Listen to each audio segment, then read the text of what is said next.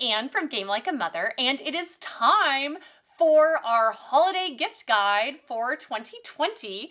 There are 20 games on this list, and they are divided by age level, and there are 2 games per little category. So let's get started.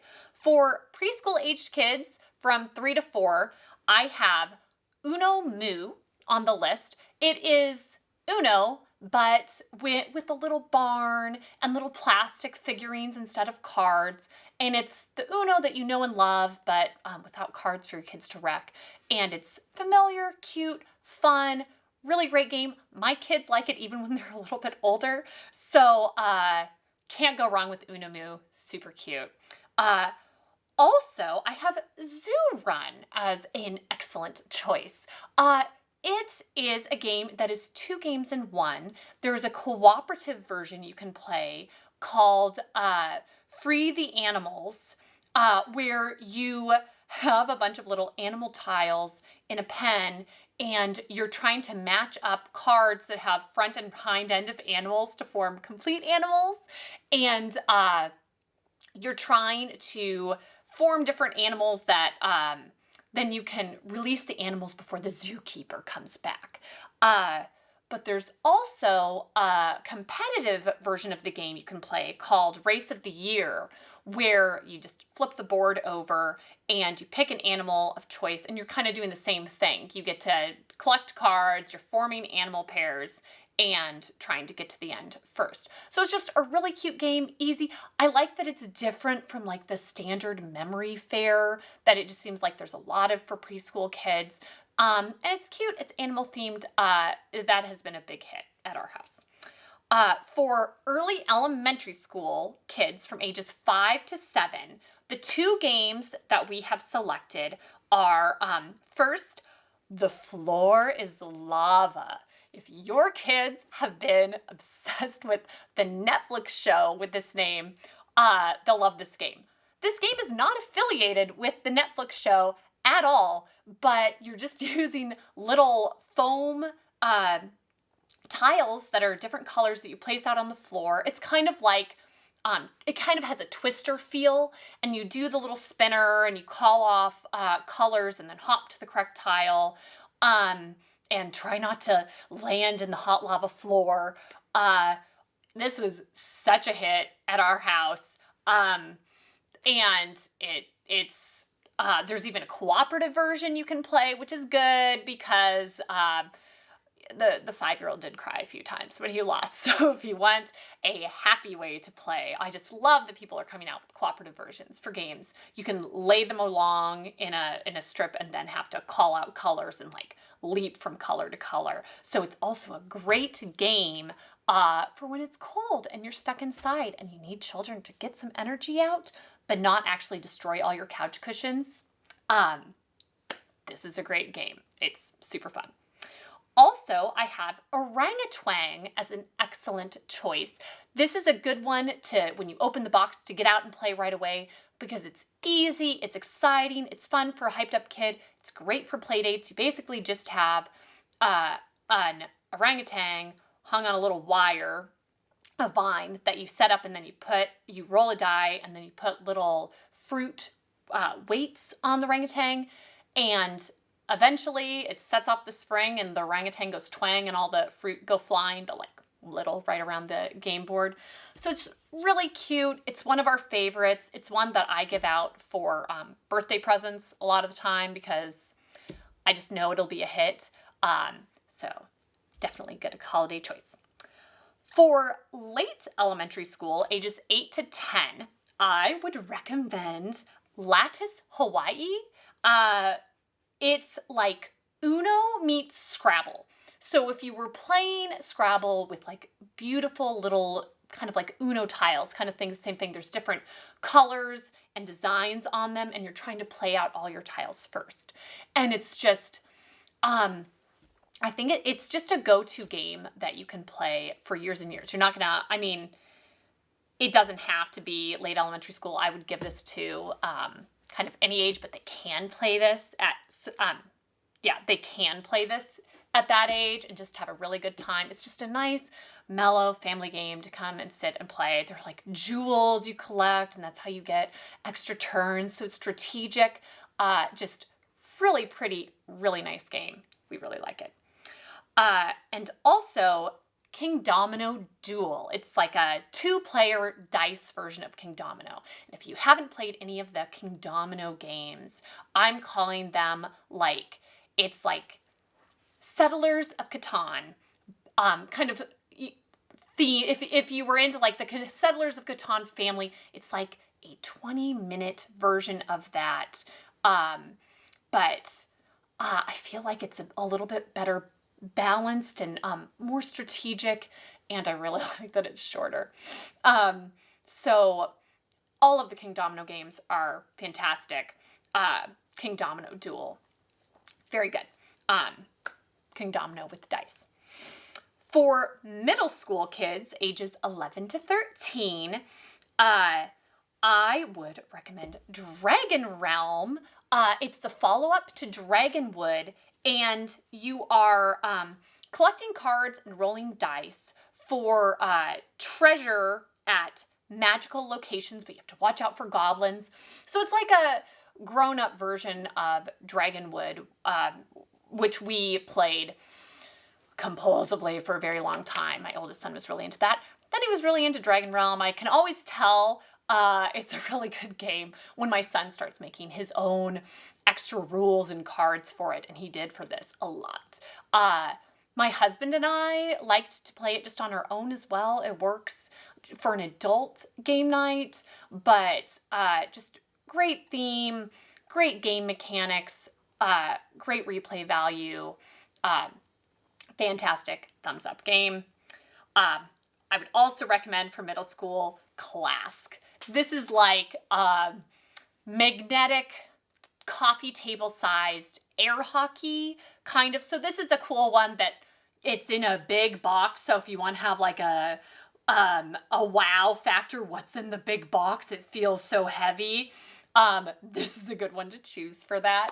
But it's a really great game. It's amazing the range of people who love this game. I think my son was 3 when we got it, my younger son, and he was super excited to play it and wanted to play it all the time. But also my husband had a game night with guys a year or 2 ago, and they got out Klask and played it a bunch. So it has a really wide appeal. It's very well constructed, and it has a little more like nuance and rules than just regular air hockey, where there's a few other things you have to watch out for. There's you can't get your like puck thing stuck in the hole that you're supposed to score into, or if you get too much of the magnetic guys in the middle stuck to it, then the other person gets a point as well. So it's just really fun. There are penalties for hitting things too hard and going off the board, which I appreciate for my wild boys. So great game. We love Klask. For high school kids ages 14 to 17, I'm saying 8-Minute Empire Legends is a great choice. It is all the fun of Risk, but in much less time. Not actually 8 minutes. It's more like, it takes about 20 minutes to play. But it has all of the world domination appeal that Risk has, but with a lot more strategy, and you just have a number of rounds that you play, and you're buying cards that give you some special abilities as you're moving your little armies out and building cities, and you just have a limited amount of time to do what you can, and then you score it up and see who won. It's very strategic, very quick, very fun. It's one of our all-time favorites. Also, I would recommend Magic Maze. It is a cooperative game, but it does not mean that it's like mellow happy. I always cracks me up when people think cooperative means mellow happy. Some of the most stressed out time of my life has been playing cooperative games, because when they're cooperative and timed, it's go, go, go for the whole time. And this is one of them, but it's fun. It's really fun. You are a mage, a warrior, an elf, and a dwarf, and you've lost your magical objects. So the premise of the game is you need to go and rob a shopping mall to get replacement magical objects and escape in time before you're caught. So you're racing the clock and going through this like labyrinth of the shopping mall that you're creating as you lay out tiles. And you can only go certain directions, and you cannot speak during the game, which maybe that's okay with teenagers. But it's really well done, really fun, really intense. For college and young adults, we are lumping you all in together. You are 18 to 30, and Love Letter is an excellent game. There's not much actual love involved in it, and there's a few different versions, but it seems like the one that's readily available right now is Marvel Infinity Gauntlet. So that's a combination for you. But basically, you're trying to, everyone has like, you're just trying to take out your opponents strategically. You play cards that have, can take out other people's cards, and you're trying to not be caught with a particular card and or played at the end and then you win. So it's strategic. There's some card counting involved, but it's not a lot of cards, and it just goes really fast, and it's so well done, and you're going to want to play again and again. And so if somebody really likes Marvel and superheroes, then this is a great choice for them.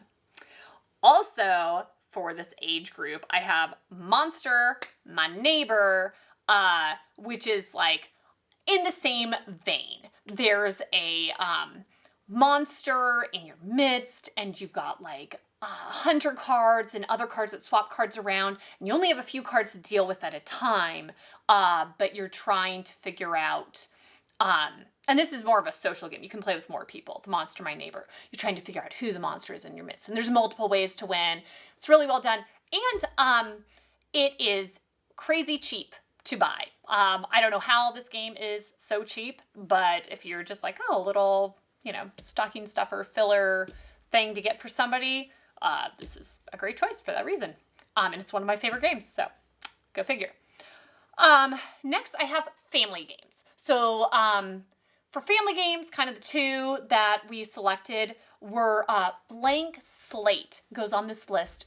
It is a very fun social game, but where you're given a prompt, and everybody writes down a word or short phrase that goes with that, and you ideally want to match one person because you get maximum points, but you get points still for matching multiple people. But so it's a fun premise, fun game to play, and it works really well on Zoom and things like that, which huge points for that right now. So you can play with extended family far away, because it gets a little bit when you're games help so much to have something to do while you're catching up with people. Just have something going on as you're chatting. This is a good one to just kind of get to chat and laugh through as you play. You don't have to do anything tricky, like set up another camera to focus down on cards or something as you're playing. So this works really well, and it's just a fun game to have in general. Also, for a good family game, 5211 Azul. We just got, and it's been really fun to try out for the whole family. And what I love about this game is the name of the game is how you play. You're dealt 5 cards, you play 2, then you play 1, then you play another one. 5, 2, 1, 1. And you're just trying to get the most points at the end. But there's a good amount of strategy and kind of bluffing your way through things, and just some luck to help you out. It seems like the more people you play with, the more luck has a role, because it gets a little more chaotic as people are playing their cards. But really fun, really quick, easy to pick up and get running. And I love Azul, which is why we got this game, but Azul I couldn't figure out how to play in like 20 minutes or less. So this one is easily 20 minutes or less. It is not like Azul. I'd say it's a couple levels easier to play. But that's kind of nice if it's been a long day, you've done a big family dinner or something, and you just want an easy, kind of fun thing for everybody to do together. It's a great choice. For my next category, for like games for your parents or grandparents, it can be very hard to find gifts for these people because they can buy whatever they want already generally. I like to give them a game. On our list, we have Patchwork Express as one of the your best options. It is a quilting themed game, but under that happy theme, there is deadly competition. Who knew that a quilting game could mean cutthroat competition? But you're trying to fill in, you've got like, it's kind of like little Tetris-y type pieces, and you're paying for them and trying to fill in your little quilt board the most, with the fewest gaps as you move your little token around a playing board and collecting pieces. There's a full game called regular Patchwork, but that takes a little longer. So they made an express version that's very quick. However, for the full, Patchwork is coming out with a special Christmas version. So if you want to be Christmas themed with your gift, that is an option. And the full version is excellent. It just takes a little bit longer. We also have Cover Your Assets as a good game to give your parent or grandparent. It's by Grandpa Beck on the top of it, so that's, I don't know, it's just kind of funny. But it's a great game, and it's one of those ones that is very quick to get up and running.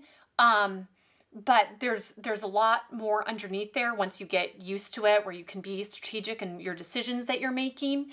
And you're basically just, you have different stocks that you're making pairs of. They all have different monetary value, and you're making pairs, and you can play down your pairs on your stack, but then you can also steal from other people if you have cards that match them.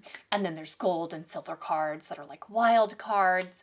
So it's just a really easy but fun game, and a good one to give as a gift. For my last two categories, I have cooperative games as categories because it just seems like a ton have been coming out lately, and they are so good. And the holidays are a good time to just try to be on the same team while playing a game or two, because they can be challenging, and yet you're all in it together. So it makes there be just a little more harmony, which we all need right now. So for our next category, we have kid cooperative games. For the first game on this list, Zombie Kidz Evolution. If you have an elementary school kid, I know it's not going to be like near Halloween. It's going to be happy holidays, Hanukkah, Christmas, New Year's, Kwanzaa. It's not a zombie time. I don't care. Your kid is going to be obsessed with this game. It's a cooperative zombie fighting game, but the zombies are all cute. They're not anything icky. And your zombies are trying to take over the school, and your little heroes are trying to fight them off. And what's really neat about this game is it's a legacy game, so it grows with you. And so as you play, you're putting little stickers down. You get a sticker, win or lose.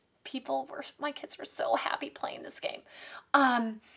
And then you get to open up envelopes, which give your heroes new powers or mutate your zombies, and you have different trophies that you're going for. So it was like there were more present, because there were like 13 or 14 envelopes in the game. And so each time it was like another present, opening it up. The kids went nuts. So just hands down, fantastic game. We loved it, and your kids would too. For a slightly younger audience, I would recommend Busytown, I Found It as an excellent choice for a cooperative game. My kids never really read any of the Busytown books and hadn't heard of it, but it's cute and they liked it. And so you set out, it's very impressive looking. You set out this 6-foot long, you do like these little puzzle pieces, and you have this 6-foot long game. And then you're doing a spinner. You each have your little guys going along, and occasionally you flip over a card and you have a certain amount of time to try to find balloons or traffic signals or whatever is on the thing. And then everybody gets to move forward that many spaces. So it's just a really fun, happy game. And what separates this from other cooperative I found at games is that everybody has to wait at the end to get on a boat together. And so you finish at the same time. Yay, happiness. We've played other cooperative games that one person ends and then you just help and wait till the other person shows up at the end. No. Then the person who went there first says, I was the winner, I'm done with this game. And the other person knows that they lost. And so the cooperative aspect is lost and people fight, which is not the point. So Busytown figured it out. Really cute, really well done. We still really like this game. We played it a lot when my younger son was a little bit younger, and now we still get it out every once in a while because it's so good. For adult cooperative games, I would recommend Beyond Baker Street. Is a lot of them end up being like timed high pressure things, and this one is not. This one's very much like Hanabi, if you ever played, where you are trying to beat Sherlock Holmes to solving a case. And really what that means is you're trying to match up the numbers of the correct color of the cards that are laid out in the middle of the board. And you all have a hand of cards that you hold up facing away from you, and you never get to look at those cards. And you just give each other clues to what's in your hand, and then you're playing them to add up to the correct point.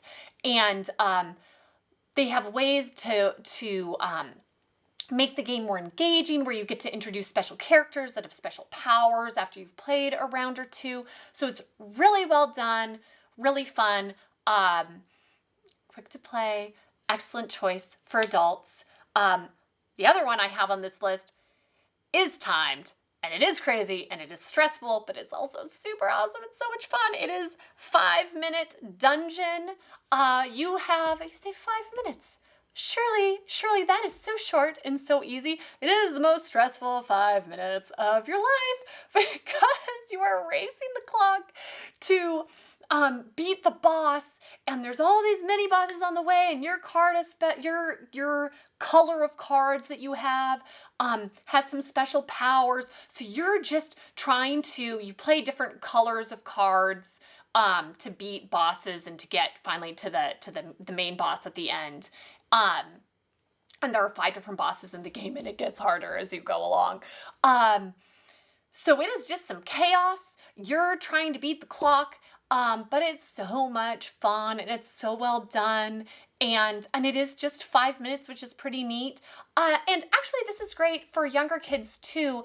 My kids in no way make this in 5 minutes, but it's one of their favorites to get out. They're really into the beating of the bosses, and they just time and see how long it takes them.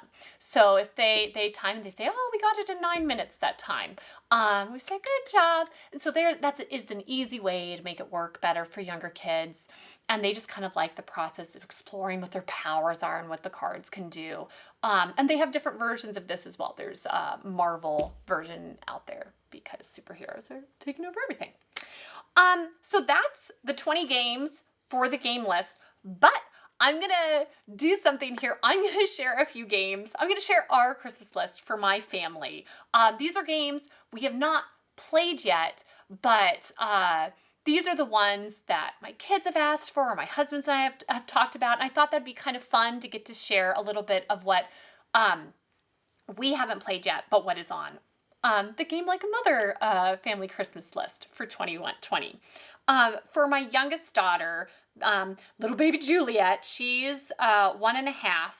I am so desperate for her to start playing some games, and we are getting her a game called Acorn Soup, which, to be truthful, we have already given her this game and tried to play it with her, and it has not worked so far. She's a little bit young. It is a game where it's more of an experience than anything else. It's cooperative because aren't all things when you're two. And basically you're trying to ladle in there's ingredient cards and you're trying to ladle in the correct ingredients into this big bowl and make a soup of it. Currently she uses the spoon as a weapon, hits us with it and laughs a lot, and she's not interested in as she just messes with the cards. She enjoys it a lot. Whenever we're like, well, let's play a game, she'll get it out and mess around with it, but I need to hide it from her and see if she'll actually play it correctly. I mean, I'm happy that she likes it, but she's getting so close to 2. I want to play a real game with her, so we're going to try this again at Christmas. It seems really cute, and I love that they're coming out with games that are saying that they're 2 and up, because usually you have to wait till 3, and been waiting for almost 2 years already. Come on, let's play a game, little girl. For my 5-year-old son, Patrick, we are getting for him Dragomino, my first Kingdomino. Kingdomino triumphs again. They're coming out with like an intro version for younger kids. And apparently dragon eggs are involved that you're collecting, and it just seems like everything that has come out from the Kingdomino world is really well done. So we have high hopes for this one and are super excited. For my daughter, who is 7, her name is Eleanor. She is getting story cubes. This has been out for a while, and we are going to get her just the basic version, but they have story cubes, Voyages, Actions, Looney Tunes, Star Wars. There's a bunch of different things coming out. And what is special about this is it's basically, you get 9 dice and they just have different pictures on them, and you roll the dice and you make a story from the pictures that have come up. And you can work together. It's a great like dinner time thing to do, or while you're waiting at a soccer game or something like that. So it's been around for a while. It's very popular, and we gave it to somebody else for a birthday present, and she said, why? I want to play this. So she was really excited, which is great, because it can be kind of tricky to find games that she's into, but she really wants to try this, so we're going to get it for her. For my 8-year-old son, Bradley, we are getting him Zombie Teenz Evolution. He is just a little bit excited about this. It is the follow-up to Zombie Kidz, and despite the word teens being in the title, it is ages 8 and up. So apparently in this one, you're trying to make an antidote to turn the zombies back into humans, and it's compatible with Zombie Kidz, which should be interesting to see. But Zombie Kidz Evolution was just so well done. We have very high hopes for this one. So zombies at Christmas for us. It's going to be fun. For my husband, Nathan, we are getting him The Crew Quest for Planet 9. It is the Kennerspiel des Jahres winner of 2020, and this seems like it keeps on popping up on every game list that I'm looking at, and it's like jackpot for him because it is highly strategic, but it's a cooperative game with 50 short missions that you're supposed to go through, and they each take about 5 minutes. And it's a card game. So I'm really excited to see what the buzz is about, and this is just like jackpot game for him. So we're going to test it out. And for me, not going to be a surprise, I'm going to get Fairy Trails. It's made by acclaimed board game creator Uwe Rosenberg. He is the one who created Patchwork and a lot of other games kind of like that. A lot of his games are very long, and so the short ones are they come out to widespread acclaim, and I'm very excited that he made one that's 20 minutes or less to check out. And I guess it's a tile lane game, and you're trying to make homes for all the fairies. It's competitive. So anything that he does is interesting, and it seems like it has different gameplay mechanisms that are just really interesting. So I'm excited to check it out. So that is the Game Like a Mother holiday gift guide for 2020. I love getting people board games as gifts because it is an experience gift that you can wrap up in a box and hand to them. And so I truly think that experience gifts are the way to go, and so board games are the way to go. So get your loved ones some board games, have some happy holidays, and thank you so much for listening to Game Like a Mother. See you next time.